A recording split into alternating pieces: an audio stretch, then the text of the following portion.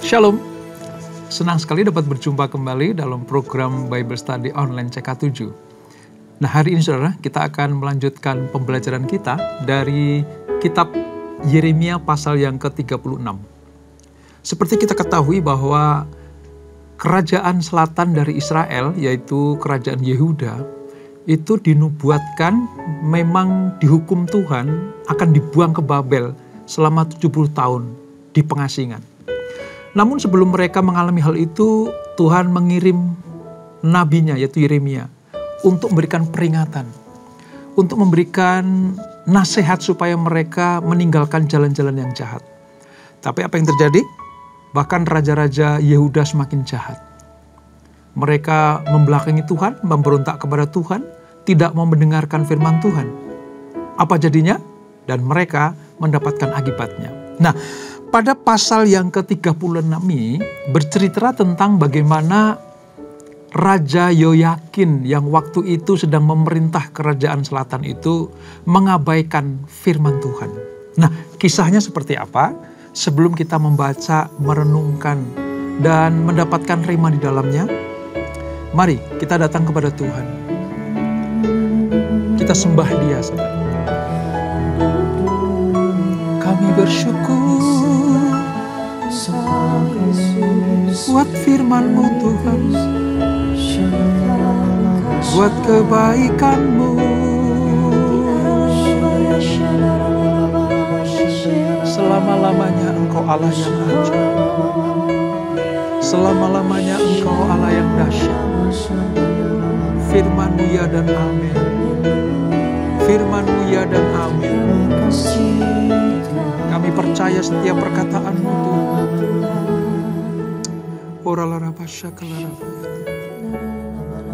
Terima kasih Tuhan, terima kasih Roh Kudus.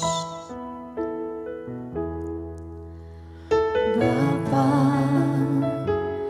ku persembahkan tubuhku sebagai persembahan yang hidup, kudus, dan yang berkenan padamu, sebagai ibadah yang sejati.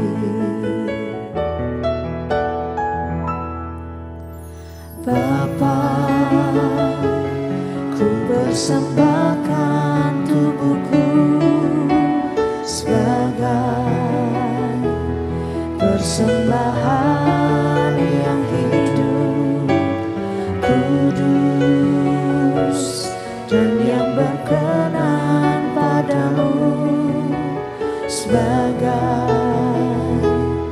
ibadah yang sejati.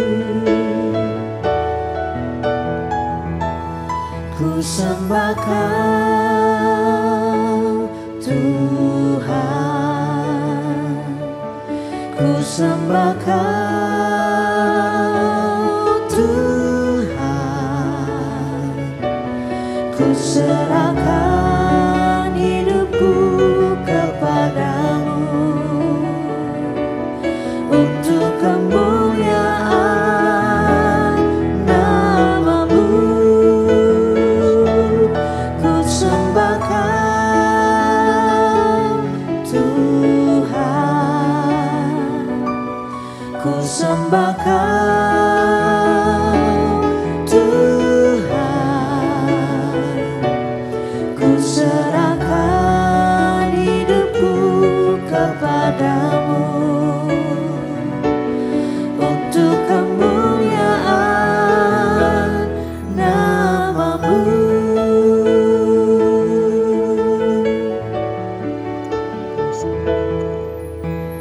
Bapa,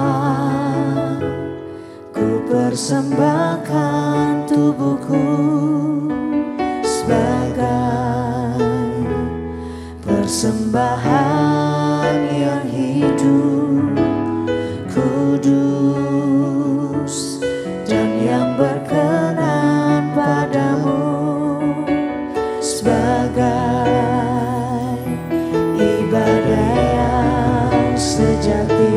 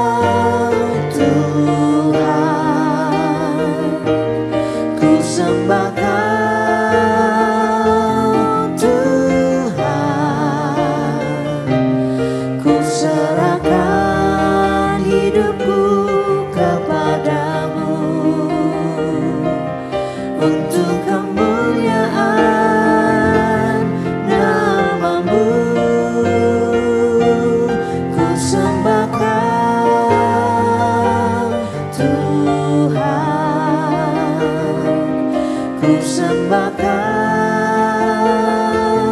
Tuhan, ku serahkan hidupku kepadamu untuk kemuliaan nama-Mu. Ku serahkan hidupku kepadamu untuk kemuliaan nama-Mu. Ku serahkan hidupku kepadamu untuk kemuliaan nama-Mu.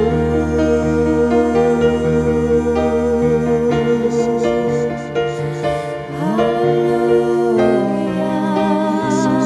kami sembah Yesus, kami tinggikan hidup kami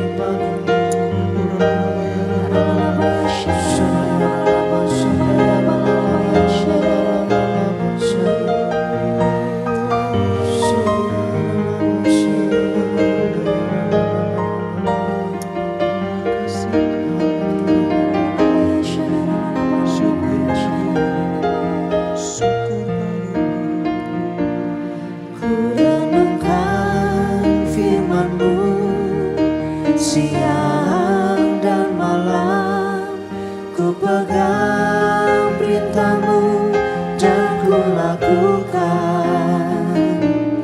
Engkau tahu ya Tuhan, tujuan hidupku hanyalah untuk menyenangkan hati-Mu. Ku renungkan firman-Mu siang dan malam, ku pegang perintah-Mu dan ku lakukan. Engkau tahu ya Tuhan, tujuan hidupku hanyalah untuk menyenangkan hati-Mu.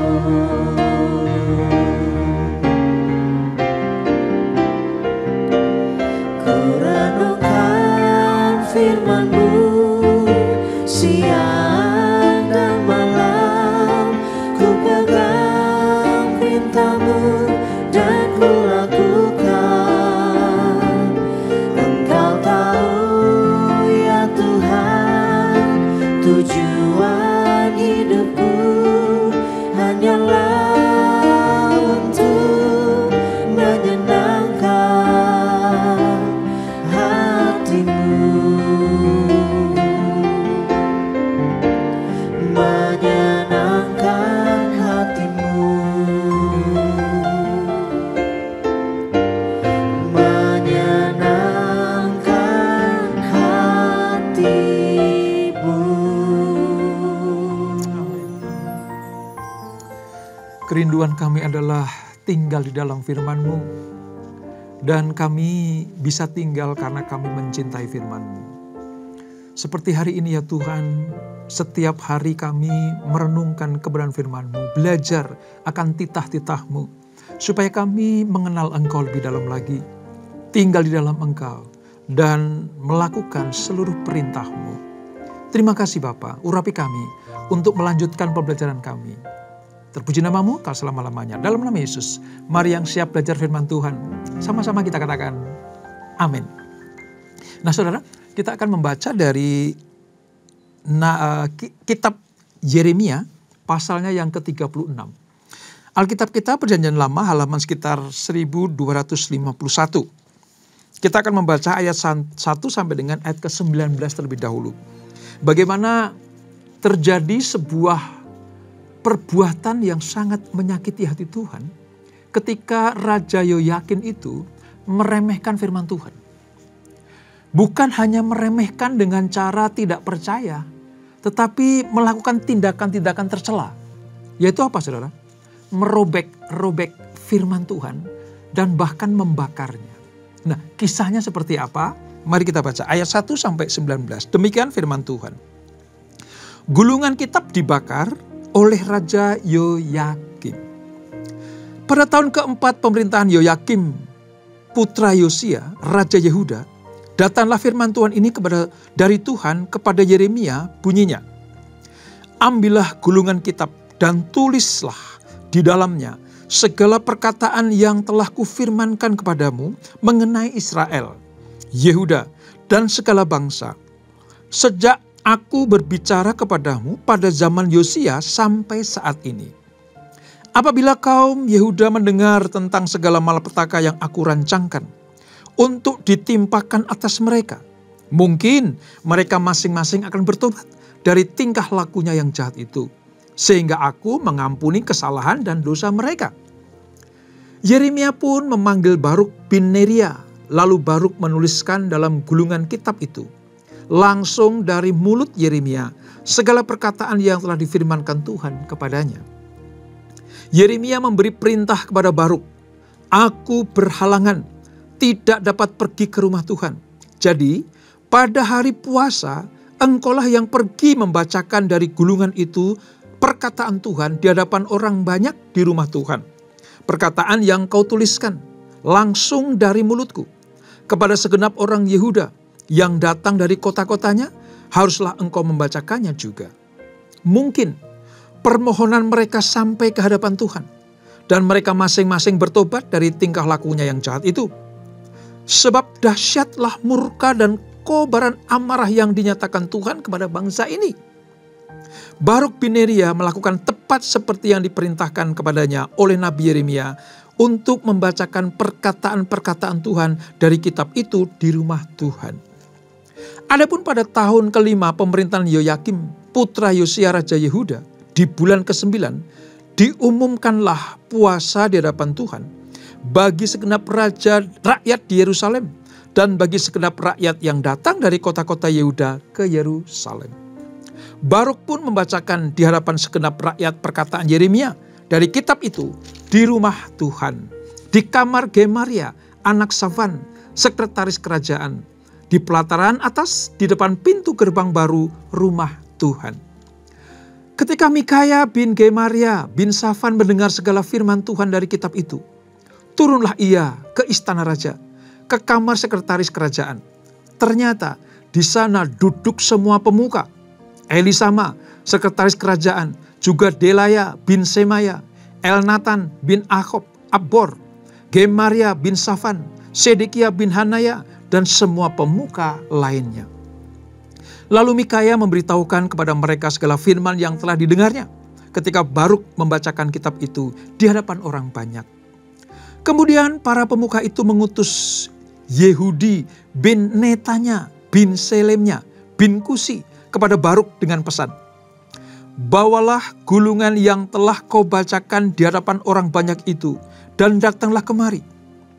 Baruk bin Neria pun membawa gulungan itu dan datang kepada mereka. Berkatalah mereka kepadanya, silakan duduk dan bacakan itu di hadapan kami. Lalu Baruk membacakannya di hadapan mereka. Mendengar segala perkataan itu, mereka saling memandang dengan rasa takut lalu berkata kepada Baruk, kita harus segera memberitahukan segala perkataan ini kepada raja. Mereka bertanya kepada Baruk, beritahukanlah kepada kami, bagaimana engkau menuliskan segala perkataan ini langsung dari mulutnya? Jawab Baruk kepada mereka, segala perkataan ini langsung dari mulut Yeremia kepadaku, dan aku menuliskannya dengan tinta dalam kitab. Lalu kata para pemuka itu kepada Baruk, pergilah, sembunyikanlah dirimu bersama Yeremia. Janganlah seorang pun tahu di mana kamu berada. Nah, pembacaan kita sampai di sini terlebih dahulu, saudara. Nanti kalau ada ayat-ayat yang mendukung akan kita baca. Nah, peristiwanya adalah ketika Yeremia mendapatkan perintah dari Tuhan untuk menuliskan perkataan-perkataan Tuhan tentang nubuatan akan adanya hukuman bagi kerajaan selatan yang akan dibuang Tuhan, akan diperbudak di Babel. Nah, Allah berharap ketika Yeremia menyampaikan firman ini, orang-orang Yehuda itu meratap untuk bertobat.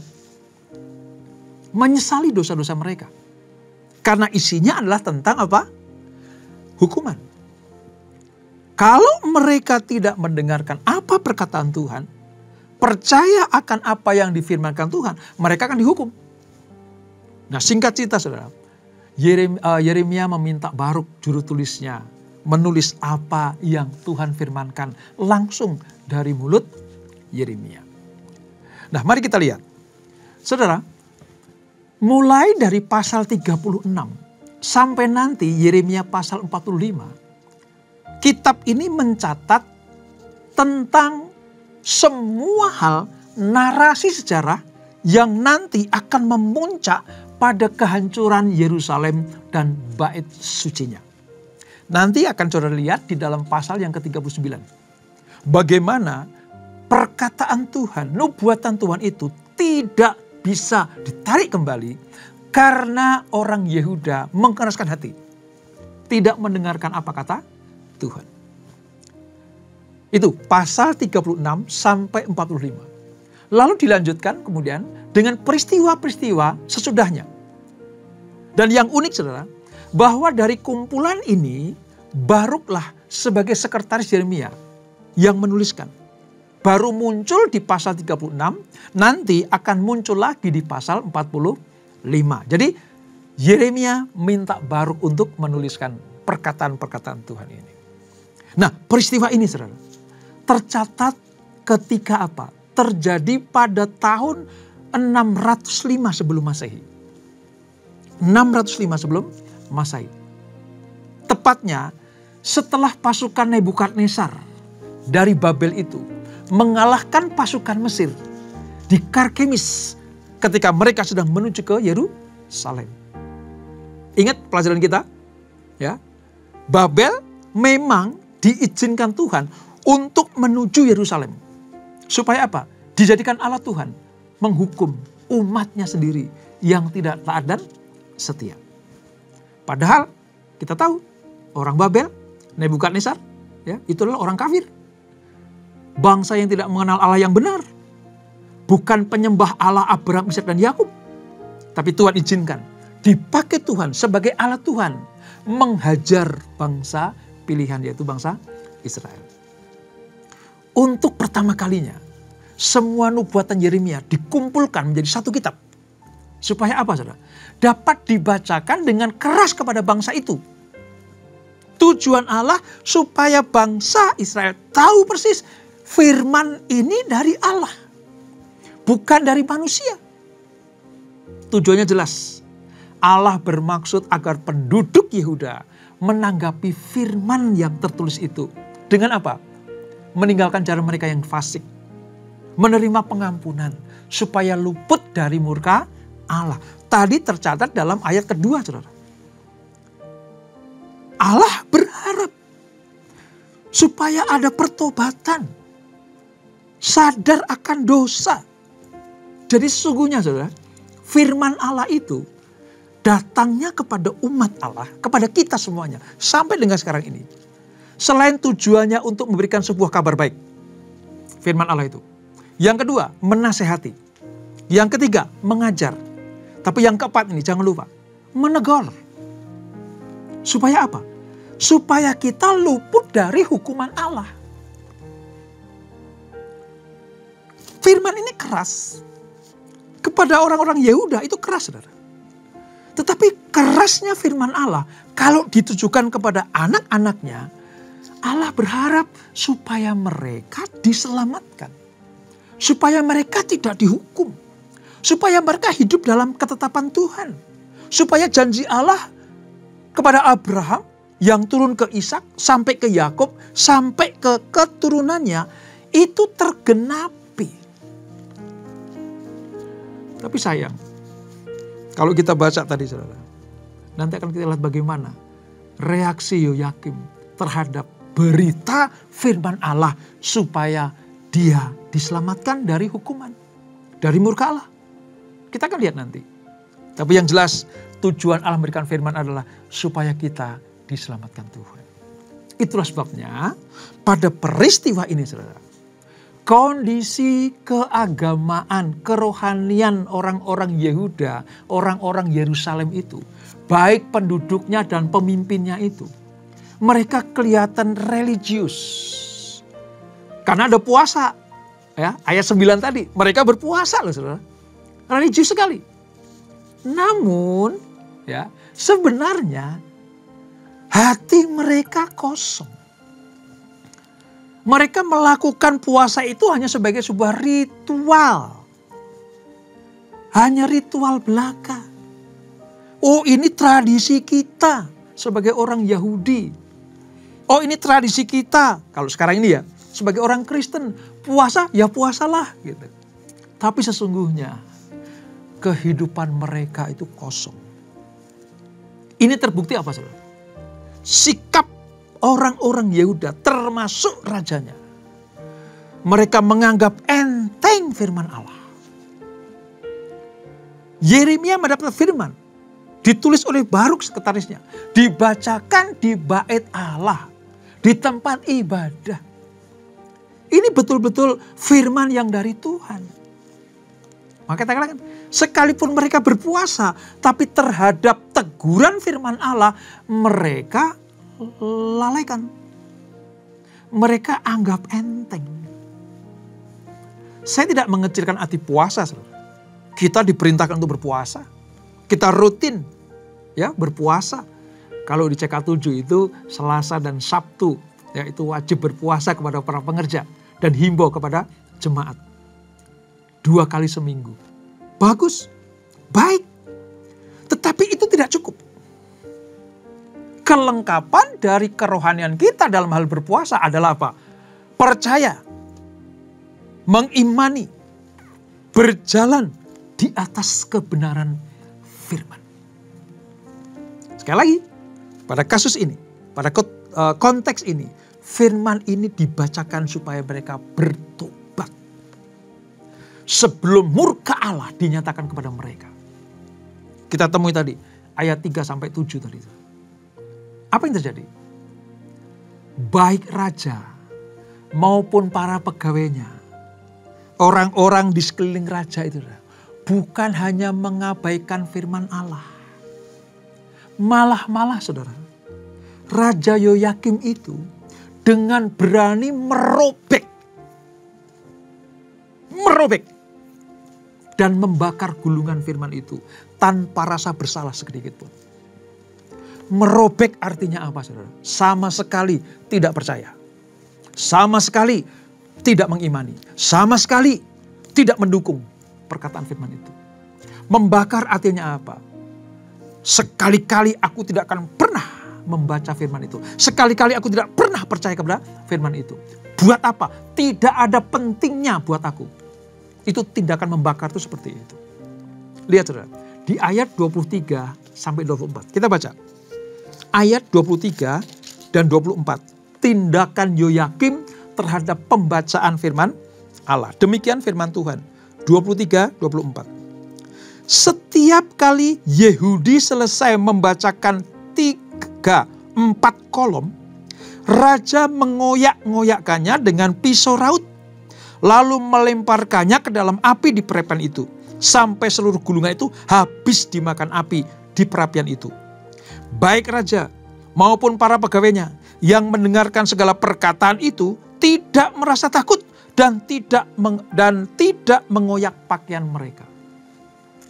Artinya, setiap kali tadi namanya Yehudi, ya, bukan Yehuda ya, tapi Yehudi, itu membacakan apa yang disampaikan oleh Baruk tadi. Raja mendengar, dia mengoyakkan pakaiannya, artinya sangat tidak mau. Ini apa-apaan ini? Menghabiskan waktuku saja, gitu kira-kira. Dirobek-robek, ya, dicacah-cacah itu, dirajang-rajang, lalu dilempar ke api. Ini sikap Yoyakim, raja yang tadinya ikut berpuasa loh. Seolah-olah kehidupan rohaninya itu benar. Tetapi terhadap perkataan Allah mereka tidak percaya. Bahkan apa saudara? Menganggap remeh. Menganggap ini tidak perlu. dibakar. Saudara, ini peringatan buat kita juga. Kadang-kadang kita sudah melakukan tugas-tugas kita sebagai seorang Kristen. Beribadah, iya. Memuji Tuhan, selalu. Berpuasa, ikut. Melayani, aktif. Tetapi itu belum cukup. Kita harus percaya apa yang difirmankan Allah. Apa yang diperkatakan Allah lewat kitab sucinya. Tadi, bisa saja menjadi kabar baik buat kita. Bisa saja mendidik kita. Bisa saja memberikan kekuatan pada kita firman itu. Tapi ingat, ada firman yang menegur kita. Supaya kita tidak menjadi orang yang akan dihukum Tuhan. Karena hanya melakukan rutinitas agama kita. Hati-hati saudara. Makanya bersyukurlah. Kalau saudara dan saya ini selalu aktif. Di dalam apa? Pergumulan, pembelajaran tentang firman Allah.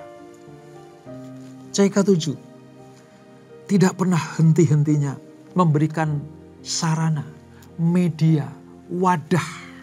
Supaya domba-domba Allah, supaya jemaat Allah itu belajar firman Tuhan.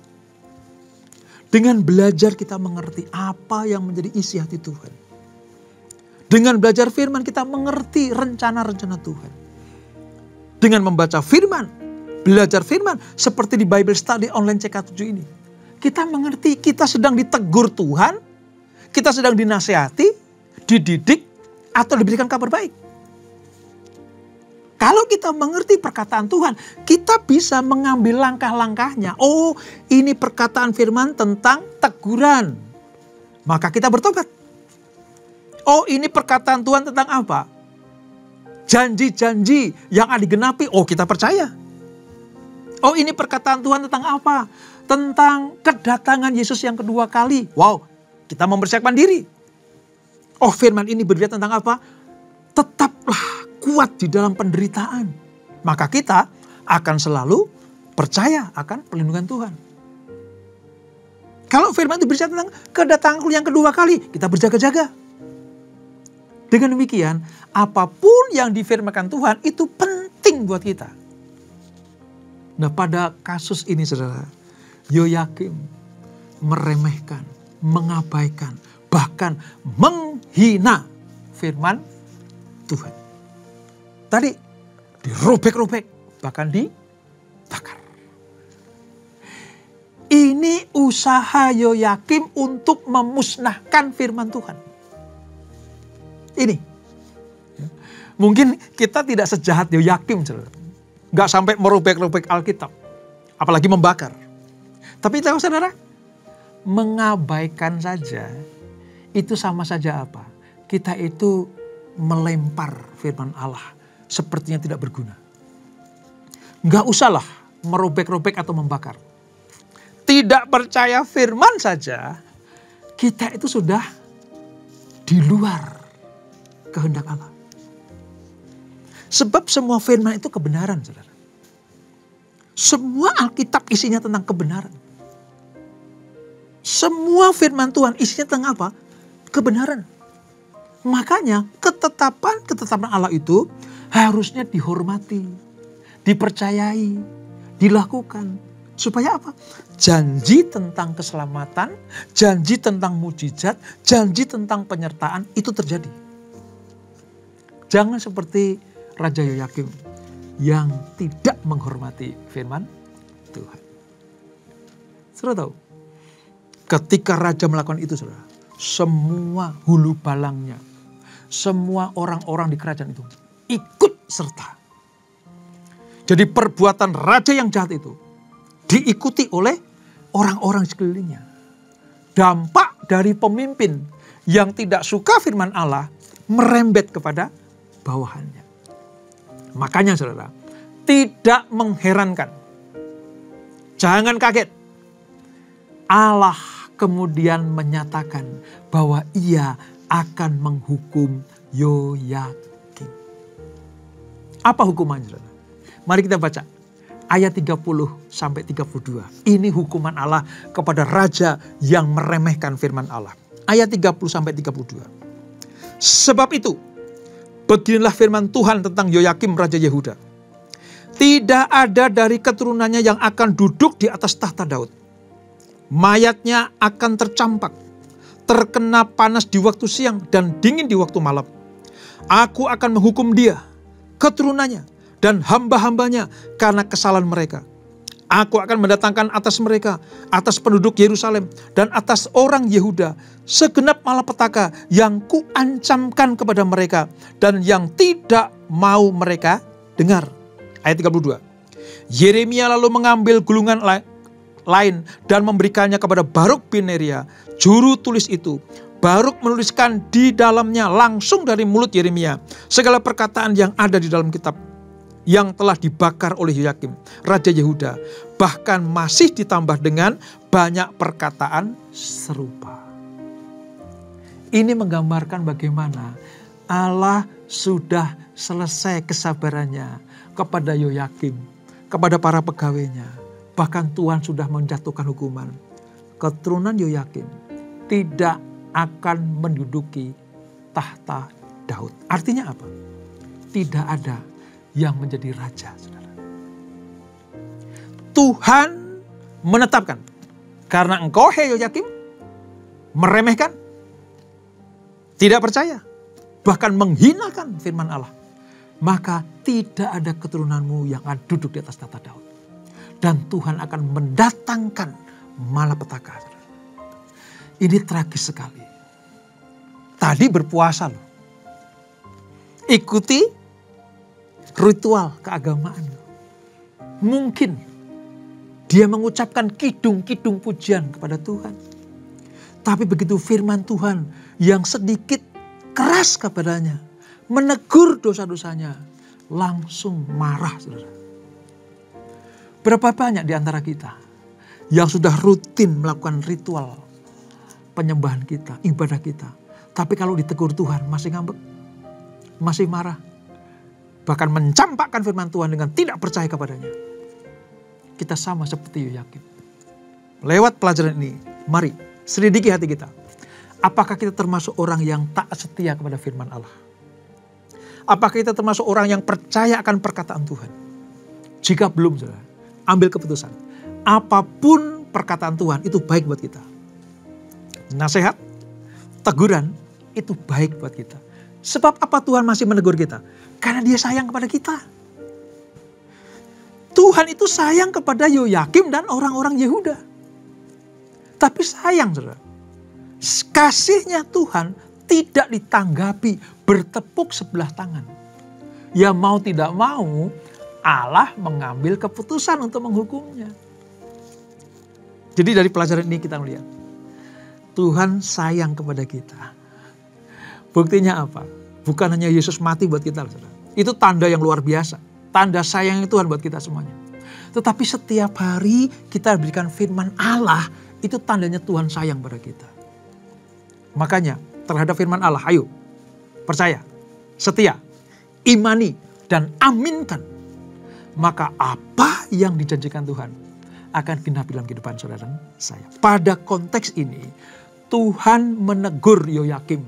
Tuhan menegur kita supaya kita berbalik dari jalan-jalan yang jahat. Dan supaya kita tidak dihukum Tuhan. Kalau kita mencintai firman Allah, itu bukti kita mengasihi Tuhan. Terus aktif di dalam pembacaan firman Tuhan. Aktif dalam Bible Study online CK7. Aktif dalam renungan firman-Mu. Maka kalian, kita semuanya menjadi seperti Kristus. Taat setia kepada Bapa dan berkatnya dicurahkan. Dan itulah Yeremia pasal 36. Kita berdoa. Bapa, terima kasih untuk pelajaran hari ini. Ketika Engkau menegur Yoyakim dan orang Yehuda. Lewat Yeremia dan Baruk. Tentang firman Allah yang menasihati supaya mereka bertobat. Tapi sayang, mereka menolak. Respon mereka negatif. Dengan cara merobek dan membakar firman itu. Itu pelajaran buat kami ya Tuhan. Mungkin teguran juga buat kami. Seberapa banyak kami yang sadar bahwa kami ini lalai terhadap firman-Mu. Kadang kami menganggap enteng firman Tuhan. Kadang kami menyepelekan firman Tuhan. Mungkin kami tidak merobek dan membakarnya. Tapi dengan mencampakkan dengan cara tidak percaya saja. Itu adalah bukti bahwa kami tidak mencintai Engkau. Ampuni kami Tuhan. Mulai saat ini kami mau tetap setia kepada Tuhan. Dengar-dengaran akan firman Allah.